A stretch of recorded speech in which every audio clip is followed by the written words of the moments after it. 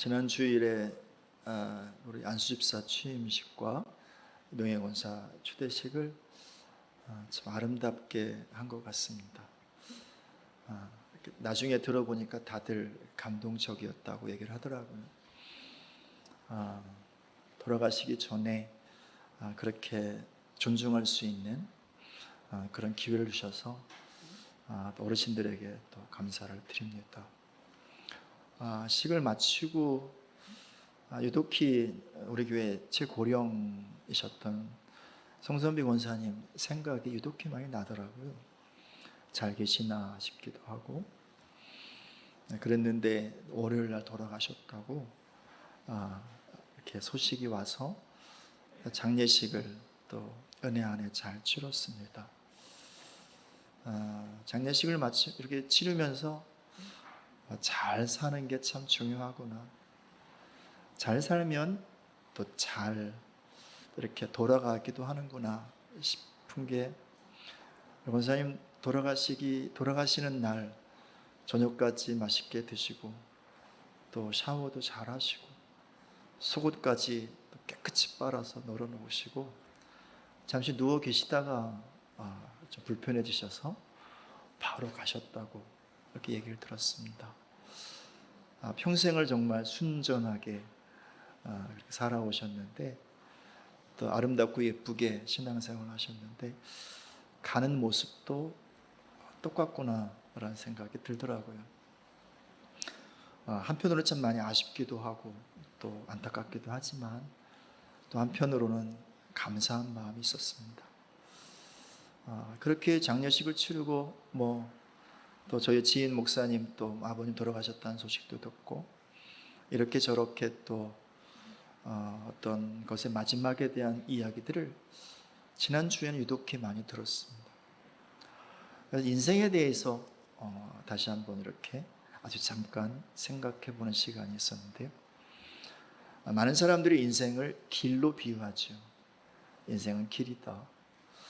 혹자는 인생은 한판 노는 판과 같다. 그래서 어떤 시인은 잘 놀다 간다고 그렇게 말하면서 세상을 떠난 시인도 있었죠. 성경은 그 인생에 대해서 나그네 길이라고 이야기합니다. 특별히 오늘 본문의 말씀에 나오는 야곱이 자신의 조상들의 인생을 이렇게 돌아보면서 나그네 길이었다고, 또 자신의 지나온 130년의 삶을 돌아보면서 나그네 길이었다고 그렇게 고백을 합니다. 나그네는 손님이죠. 나그네 길은 잠시 임시로 사는 길입니다. 본향은 이 땅이 아니라는 거예요. 본향은 영원한 천국이 본향이라는 것입니다.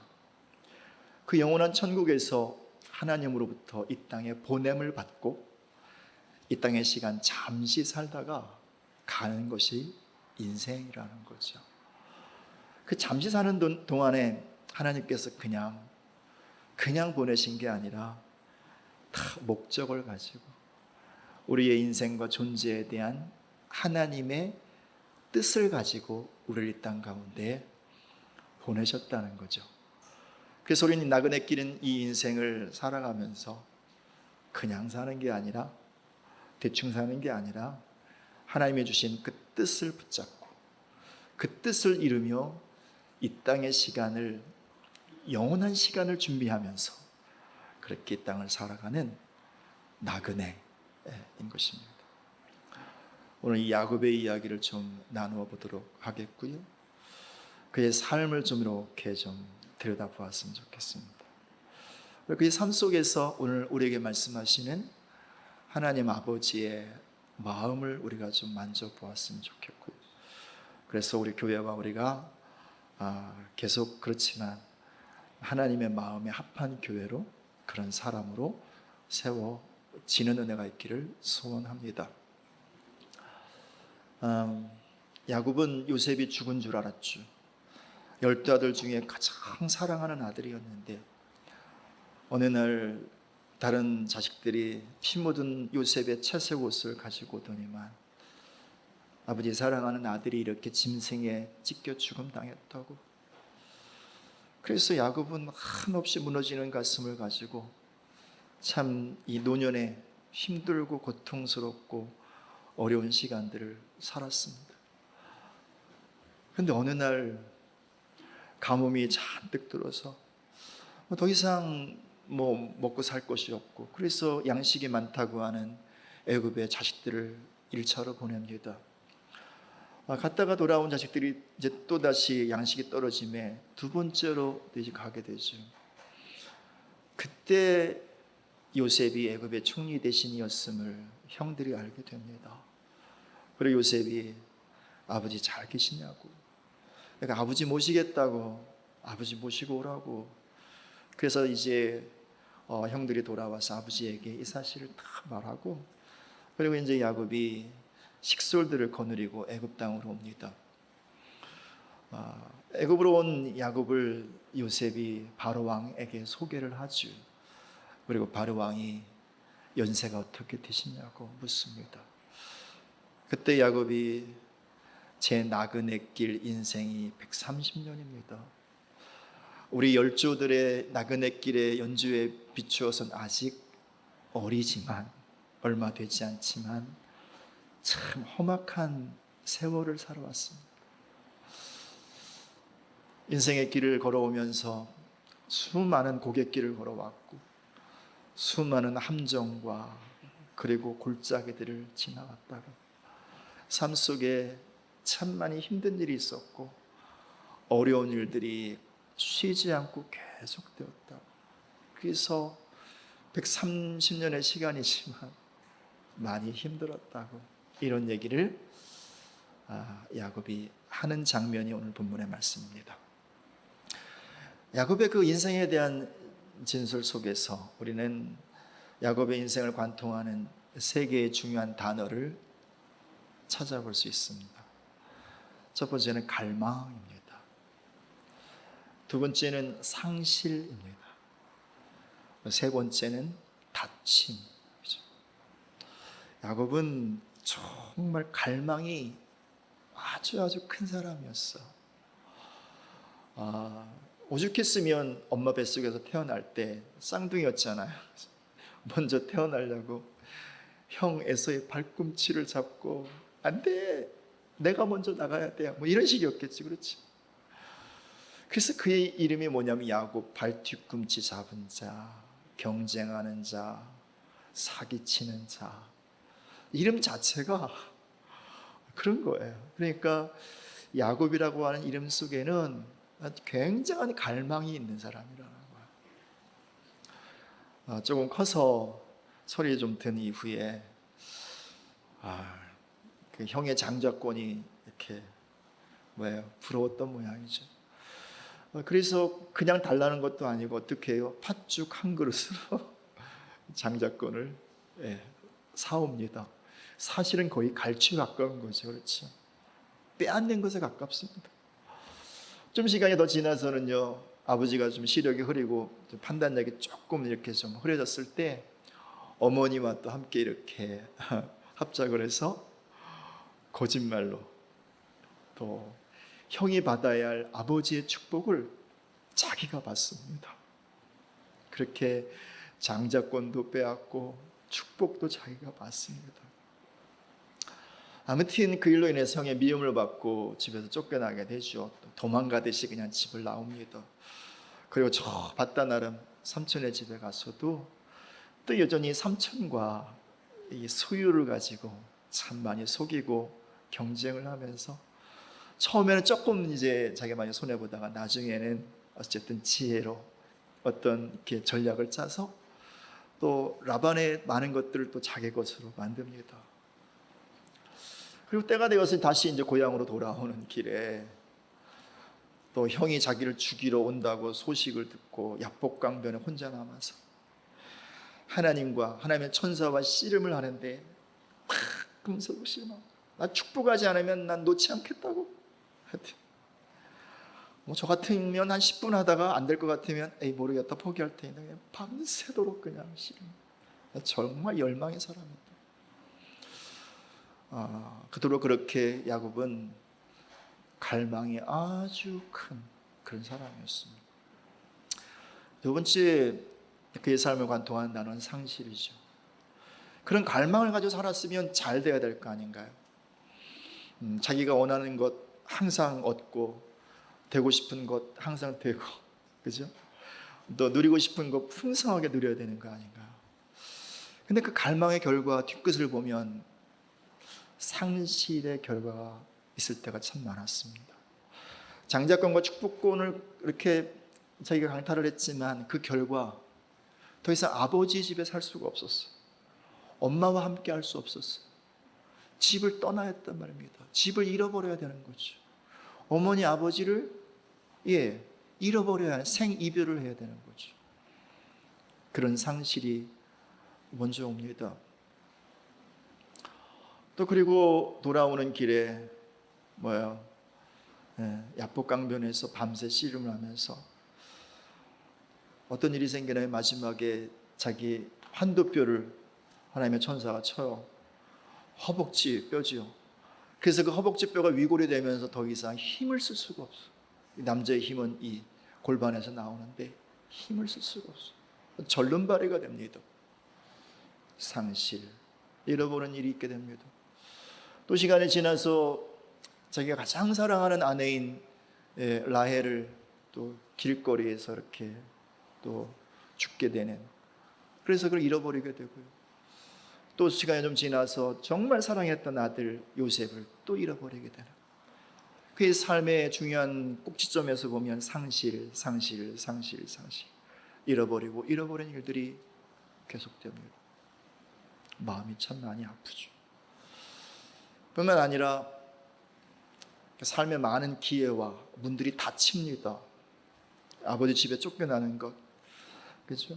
어쩌면 기업을 물려받는 그 기회의 문이 닫히는 거 아닌가요? 그렇죠? 더 이상 가정에서 자연스럽고 그리고 정상적으로 또 부모님을 만나고 형제들과 좋은 관계 속에 행복하게 살아가는 그 모든 삶의 문들이 또 닫히게 되는 거 아닌가요? 역시 돌아오면서 약복강에서 있었던 그 일, 더 이상 자기 힘으로 살 수 없는, 자기 능력으로 이제 무엇을 이룰 수 없는 그런 삶의 가능성들이 닫히는 것이기도 하고, 또 요셉을 잃어버린 이후에 소망의 문이 닫히는 거 아닌가요? 가장 사랑하는 아들을 잃어버리고 나서 낙심하고 아파하고 힘들어하면서 마음의 문들, 소망의 문들이 닫히는 거죠.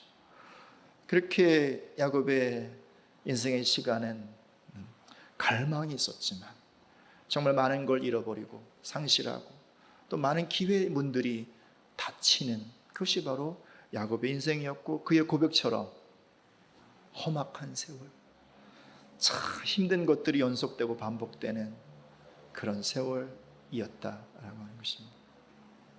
사랑하는 여러분, 오늘 우리가 살고 있는 지금의 이 시간은 어떻습니까? 많은 상실이 있지 않습니까? 코로나 바이러스로 인해서 온 세상이, 그리고 온 나라가 우리의 삶 가운데 우리가 그동안 자연스럽게 정상적으로 가졌던 많은 관계들, 그 관계 속에서 누렸던 많은 여러 가지 기회들, 이런 것들을 아주 많이 잃어버렸습니다. 기업을 하시는 분들은 여러 가지 또 회사를 또 잘 운영할 수 있는 기회들을 또 많이 잃어버리셨고, 또 취업을 해야 되는 청년들은 또 취업의 많은 기회와 가능성들을 또 잃어버리기도 하고, 교회에서도 자유롭게 예배할 수 있는 이런 어떤 그 예배의 자유, 이런 것들을 또 많이 잃어버리기도 했고요. 또 개인적으로, 가정적으로 이렇게 저렇게 또 그동안 갖고 있었던 많은 것들을 잃어버리고 상실하는 그런 시대를 우리가 살아가고 있습니다. 그러면서 많은 것들이 닫히죠. 관계의 문들이 닫히고, 또 사업의 문들이 닫히고, 미래의 문들이 닫히고, 심지어 예배의 문들이 닫히고, 많은 닫힘들이 우리의 삶 속에, 우리의 신앙의 현실 속에 있습니다. 사실 여러분, 이것은 우리가 통제할 수 있는 것은 아닙니다. 우리가 뭘 잘한다고, 그죠? 이런 환경이 바뀌는 것도 아니죠. 그래서 통제할 수 있는 것 한 가지가 있습니다. 이것은 무엇이냐면 우리 마음속의 갈망입니다. 우리 영혼의 열망입니다. 이것은 내가 결정하는 것입니다. 내가 통제할 수 있는 것입니다. 이런 어떤 외적인 상황들 때문에 너무 피곤하고 너무 힘들고 너무 지치고 너무 두렵고 너무 염려가 되니까, 그러니까 마음에 신경 쓸 게 너무 많습니다. 이것도 신경 써야 되고 저것도 신경 써야 되고 조심해야 되고 염려해야 되고, 그러다 보니 어느새 우리 마음에 예배를 향한 온도가 많이 식어지고 하나님을 향한 열망도 많이 식어지고, 그리고 그 하나님을 향해 달려가던 우리의 신앙의 열정과 그분을 사랑하는 우리 사랑의 마음 혹은 영혼의 온도가 점점 더 내려가거나 식어지고 있지는 않는지요. 야곱은 그의 인생을 이렇게 들여다보면 여전히 이렇게 상실이 있었고 많은 것에 다침이 있었지만 결단코 포기하지 않은 것 한 가지가 갈망이었어요. 열망이었어요. 이거 한 가지는 야곱이 끝까지 붙잡더라고요. 뿐만 아니라 그 갈망과 열망의 내용이 바뀌더라고요. 처음에는 1차원적인 것, 자기 육체에 관한 것, 자기 삶에 관한 것. 그래서 형에게 억지로 장자권도 빼앗고 또 속여서 축복권도 빼앗고 그랬단 말이죠. 근데 조금씩 시간이 지나면서 그 갈망의 내용이 달라져요. 세상적인 것을 향한, 그것을 얻기 위한 갈망이 아니라 하나님을 향한 갈망으로 바뀌더라고요. 하나님이 부어주신 은혜와 축복을 향한 갈망으로 바뀌더라고요. 그 경점이 어디냐면 야복 강변이지요. 형이 군사 400명을 데리고 자기를 죽이러 온다고, 그래서 어쩌면 지금까지 살아왔던 삶의 모든 것이 또 한순간 잃어버리고 자기의 삶이 완전히 무너질 위기에 놓였을 때, 어쩌면 예전에 야곱 같았다면 이렇게 기도했을지 몰라요. 하나님, 형 마음 바꿔주십시오. 하나님, 이 문제 풀어주십시오. 그렇게 기도하고 그렇게 하나님 앞에 나가서 씨름했을지 몰라요. 근데 그 현장에서 야곱이 구했던 건 오직 한 가지. 하나님, 나 축복해 주세요. 나는 하나님의 은혜가 필요합니다. 나는 하나님이 필요합니다. 그래서 그렇게 그의 열망, 그의 갈망의 내용이 1차원적이고 인간적이고 육체에 관한, 세상에 관한 것에서 하나님에 관한 것으로, 영혼에 관한 것으로, 하나님의 나라에 관한 것으로 바뀌어지게 되죠. 그리고 그 열망으로 계속 하나님을 구하고 하나님을 바랍니다. 사랑하는 여러분, 이때에 함께 모여서 예배하는 것도 어렵고 또 더 가까이 모여서 무슨 소그룹으로 삶의 문제를 나누고 함께 기도하기는 더 어려운 시간을 우리가 살아가고 있습니다. 교회 오는 것조차도 계속 회사의 통제를 받아야 되고, 그래서 지금 어쩔 수 없이 가정에서 예배를 해야 되는 그런 동굴 예배자들도 우리 가운데 있습니다. 이때 우리가 다 양보할 수 있습니다. 그리고 또 많은 것들은 우리가 어떻게 할 수 없는 것들입니다. 근데 우리가 양보하지 말아야 할 한 가지, 그리고 우리가 결정해야 할 한 가지, 그것은 하나님을 향한 우리의 영혼의 온도입니다. 예수님을 향한 우리의 갈망의 크기입니다. 그렇게 세상의 환경과 주변의 문제들을 보면서 이게 사람의 힘으로 되는 게 아무것도 없군요. 인간의 능력으로 될 수 있는 게 아무것도 없군요. 힘으로 안 되고 능으로 안 되는군요. 오직 여호와의 영으로 되는군요. 오직 주님의 은혜로만 가능하군요. 주의 축복으로만 가능하군요. 이 고백 속에서 우리의 마음을 계속 주님께로 향하시는 그 은혜가 있기를 예수님의 이름으로 축복을 드립니다. 그럴 때 어떤 일이 일어났나요? 야곱이 그렇게 상실과 다침 속에서 포기하지 않는 하나님을 향한 갈망으로 나갈 때마다 하나님께서 그를 만나주시는 일들이 있어요. 그것이 야곱이 집에서 나와서 봤던 아람에 갈 때 베델 그 광야요. 거기는 그냥 산 길이거든요. 짐승들로 가득한 인적이 없는, 그래서 험하고 또 무섭기도 한 곳, 그곳에서 돌을 베개 삼아 잠을 청하던 야곱에게 하나님께서 하늘의 문을 열어주세요. 땅의 문이 닫혔는데, 땅의 기회가 닫혔는데 그에게 하나님은요 하늘의 문을 열어주세요. 그리고 말씀하세요. 내가 너의 아버지다. 너가 지금 아버지를 떠나서, 어머니를 떠나서 이제 아버지와 어머니와 함께 할 수 없는 그 은혜 가운데 함께 할 수 없지만 내가 너의 아버지다. 내가 너를 떠나지 않을 거야. 내가 너와 함께 할 거야. 어디를 가든지 내가 너와 함께 있어서 너로 하여금 내가 준 언약을 다 성취하게 할 거야. 내가 너의 아버지라고. 새로운 관계를 열어주시죠. 삼촌의 집에서 돌아올 때도 마찬가지예요. 한쪽 다리의 힘은 잃었어요. 절름발이가 되었어요. 여전히 형과의 문제가 해결된 건 아니었어요. 근데 하나님께서 그에게 하신 게 있어요. 뭐라고 그러세요? 너 이름이 야곱이지만 야곱 아니야. 이스라엘이야. 너를 창조한 나의 목적은 야곱이 아니야. 이스라엘이야. 하나님을 대신하는 자, 하나님의 대사, 이 세상과 많은 사람들에게 하나님을 나타내는 자, 그게 바로 너의 삶의 목적이야. 내가 너를 나그네 길 걷게 한 이유가 여기에 있어. 야곱으로 살라는 게 아니라 너를 이스라엘로 살라고. 그래서 너를 통해서 이스라엘 민족을 이루고 나라를 이루고 그 민족과 그 나라를 통해서 하나님 자신을 나타내시려고, 열방 중에 많은 사람들에게 하나님을 드러내시려고. 그래서 내가 너를 이스라엘로 삼았고 너는 이스라엘로 살아야 할 사람이라고 그렇게 말씀해 주세요. 또 마찬가지로 사랑하는 아들 요셉을 잃어버린 채 여전히 숨죽이며 하나님을 예배하던 그 야곱이 누구를 만납니까?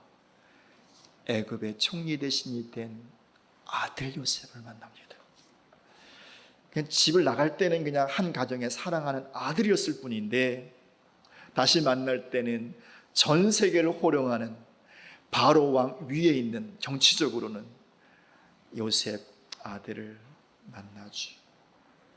그의 삶을 이렇게 들여다보면 하나님께서 그 삶에 앞장서셔서 한 걸음걸음을 열어가신 거예요. 그래서 본인이 원하는 대로 되어지진 않았지만, 본인이 바라는 대로 인생 길이 그렇게 열려지진 않았지만, 그 인생 길, 나그네 길이 누구의 길이 된 거예요? 하나님이 인도하시는 하늘 길이 된 거란 말이지. 그래서 그는 개인적으로 거의 삶의 막바지에서 이런 고백을 합니다. 48장 가보십시다.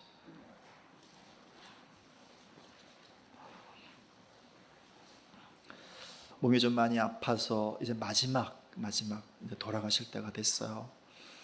이제 12아들을 부르기 전에 먼저 요셉과 요셉의 두 아들을 부르면서 축복을 하면서 이렇게 말을 해요. 자, 15절 한번 읽어봅니다. 읽습니다. 그가 요셉을 위하여 축복하여 이르되 내 조부 아브라함과 아버지 이삭이 섬기던 하나님, 나의 출생으로부터 지금까지 나를 기르신 하나님. 야곱의 하나님은 어떤 하나님이에요? 나를 기르신 하나님이래요. 평생에 야곱이 경험한 하나님. 여기서 기르다 이 단어는 목자가 되다란 말이거든요. 그래서 다윗의 고백처럼 똑같은 고백을 하는 거예요. 여호와께서 내 목자가 되셨습니다. 무슨 말인가요? 항상 내 삶에 앞장서셨다는 거예요. 내 앞에서 보이지 않아도, 느끼지 못해도, 알지 못하더라도 하나님 아버지께서 항상 앞장서셔서 길을 열어가셨다는 거죠. 그래서 그 하나님은 나의 길을 여시는 하나님, 나의 큰 길을 열어가시는 나의 하나님이라고 우리가 예배 시작하면서 불렀던 그 찬양의 고백처럼 야곱이 그 고백을 하는 거예요. 여러분 머릿속에 이 하나의 그림을 그리십시오. 이것이 오늘 설교의 전부입니다. 야곱의 인생을 한번 잠깐 여러분 좀 적극적인 상상력을 동원하셔서 상상을 좀 해봅시다. 여러분이 상상하셔야 돼요. 여러분이. 야곱은 그 앞에 있는 하나님을 언제 항상 알지는 못했을 거예요. 그죠? 항상 하나님 앞에 있다. 물론 믿음은 있었을지 몰라도 그렇죠. 항상 보거나 느끼거나 알지 못했을지 몰라요. 아마 그랬을 거예요. 그러나 하나님은 항상 그 앞에 있었을 거라 말이죠. 그렇죠? 그래서 야곱이 그런 갈망을 가지고 인생을 사는데 많은 걸 상실하고 또 다친 채 그렇게 힘들고 어려운 험악한 인생들을 어렵게 힘들게 살아요. 처음엔 많이 낙심도 하고 절망도 하고 원망도 조금 할 수 있었겠죠. 막 그랬겠죠. 근데 이내 야곱이 결정한 건 뭐냐면 하나님을 향한 갈망을 계속 크게 했던 거란 말입니다. 주밖에 없군요. 주님의 은혜밖에 없군요. 주로만 사는군요. 그래서 야곱은 계속해서 넘어지기도 하고 잃어버리기도 하고 실패하기도 하고 원하는 대로 되지 않아서 마음이 힘들기도 했지만 그는 계속해서 중단하지 않는 믿음의 발걸음을 가지고 그리고 하나님을 향한 갈망을 끊임없이 올리면서 하나님 주밖에 없습니다. 이 고백을 하면서 계속 한 걸음 한 걸음을 살아갔을 거예요. 그런데 어느 한 인생의 경점 가운데 하나님께서 앞장서시다가 뒤돌아보셔. 나 여기 있다. 거기가 베델이에요. 거기가 하늘의 문을 여시고 하나님 나타나셔서 내가 네 아버지야. 네가 어디를 가든지 네 아버지 내가 너와 함께 하거든. 내가 반드시 너에게 한 약속을, 너 조상에게 한 약속을 다 이룰 거야. 그리고 또 이제 또 살아가요. 또 하나님 앞에 있지만 또 야곱은 열심히 혼자 살다가 또 이렇게 하나님이 있는지 없는지 잘 모른 채 믿음은 있지만 살아가요. 그러다 다시 또 이제 돌아오는 길에 야복에서 하나님밖에 없다고 그 고백을 또 하나님 다시 또 돌아서시죠. 나 여기 있어. 내가 너의 인생 붙잡아줄게. 내 손 붙잡아줄게. 이거예요, 이거. 이것이 바로 야곱의 삶 가운데 그가 경험한 하나님의 영광이었고요. 그리고 그가 고백한 그분이 나를 기르셨다고, 나의 목자가 되셨다고 하는 그 고백인 거예요. 사랑하는 여러분, 지금 바로 이 그림이 이루어지고 있는 때예요. 왜냐하면 지금은 아버지의 때이기 때문에 그래요.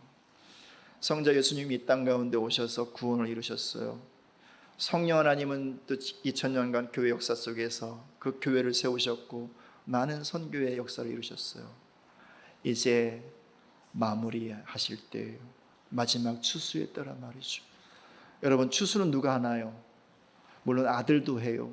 종들도 해요. 하지만 그 마지막 추수의 주인은 누군가요? 아버지가 하는 거예요. 그래서 하나님 이 마지막 때는요, 하나님 아버지의 때인 거예요. 아버지가 오시는 때인 거예요. 아버지께서 일하시는 때인 거예요. 아버지께서 역사하시는 때인 거예요. 그 아버지께서 우리의 길을 여시는 때인 거예요. 그 아버지께서 친히 추수하는 때가 바로 지금의 때인 거예요. 그러므로 사랑하신 여러분, 속지 마십시오. 세상의 일로, 주변의 환경으로 여러분의 마음을요, 세상에 넘겨주지 마십시오. 빼앗기지 마십시오. 어둠에 속지 마십시오. 보라, 지금은 은혜 받을 만한 때요. 보라, 지금은 아버지께서 방문하시는 때요. 보라, 지금 아버지께서 영광으로 오시는 때요. 그 아버지께서 등을 돌리시는 때인 거예요. 예, 우리가 그동안 하나님을 느끼지 못할 때가 훨씬 많았을 거예요. 그렇죠. 믿음은 있었지만 그분이 계시는지 함께 하시는지 몰랐을 거란 말입니다. 그래서 어쩌면 이 어렵고 힘든 상황 속에서 하나님이 없는 것처럼 여전히 마음을 세상에 빼앗기고 근심하고 염려하고 두려워하면서 삶의 많은 시간들을 보내고 있을는지 모르겠습니다. 이때 하나님께서 우리에게 도전하시는 게 너희의 마음의 갈망의 온도를 높여라 말씀하는 거예요. 영혼이 정말 큰 소리로, 세상은 더욱더 우리의 예배를 제한하지만, 우리의 찬양과 기도의 소리를 제한하지만, 어쩔 수 없이 우리가 자주 모이지 못하고 함께 열정적으로 기도할 수 없지만, 하나님은 우리에게 말씀하는 거예요. 그건 세상이 너희를 도와주는 거라고. 내가 원하는 것은 너희의 마음의 소리라고, 영혼의 소리라고. 그래서 우리가 가정에서 예배하든 교회에서 예배하든 싹 그것은 크게 중요하지 않은 것 같습니다. 정말 중요한 것은 우리 영혼과 마음의 갈망인 거예요. 하나님이 아니면 나는 살 수 없어요. 주님이 아니면 나는 아무것도 할 수 없어요. 주님이셔야 합니다. 주님. 이 마음의 갈망, 이 갈망을 결정해 주시기를 부탁합니다. 그때 어쩌면 우리의 삶의 한 경점에서 내 앞에 계신 아버지께서 뒤돌아서시는 거예요. 나 여기 있어. 그것이 바로 얼굴과 얼굴을 맞대고 하나님의 영광을 경험하는 거죠. 고린도후서 3장의 그 언약의 말씀이 이루어지는 때가 지금의 때인 거예요. 우리 교회가 정말 이 갈망으로요, 이 열망으로 주를 예배할 때 아버지께서 우리 교회를 향하여 얼굴을 돌리시고 나 여기 있어 하시고 교회에 오시는 거죠. 잠깐 방문했다 떠날까요? 아니요. 머물러 계시는 거예요. 여기에 살고 계시는 거란 말입니다. 한번 상상해 봅시다. 하나님의 큰 영광이 이곳에 임하였다고 기분 좋은 상상을 한번 해봅시다. 정말 기분 좋은 상상이요. 실제로 그분의 영광이 이곳에 임하였다 칩시다. 우리 속에 있는 어두움, 이곳에 들어오자마자 다 태워질 거. 코로나 바이러스에 감염되었다고요? 아니, 그보다 10배, 100배 더 심한 바이러스에 감염되었다고요? 아버지의 영광 앞에 바이러스는 다 태워질 거예요. 어떤 마음의 큰 고통과 영적인 묶임과 매임이 있다고요? 아버지 영광 앞에 다 풀어지고 떠나게 될 거예요.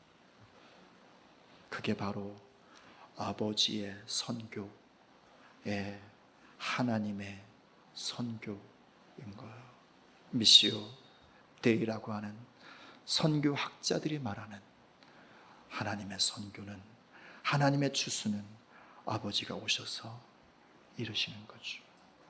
그리고 교회와 함께 동거하시고 동행하시고 직접 우리의 삶 가운데 우리와 함께 동거하시며 우리와 동행하시고 친히 우리의 목자가 되어주실 그 하나님께 영광의 박수를 올려드리겠습니다. 아멘, 아멘. 네, 결론적으로요,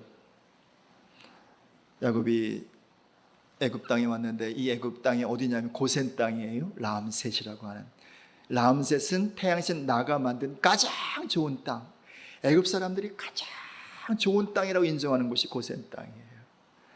하나님께서 그 땅을 준비해 놓으신 거예요.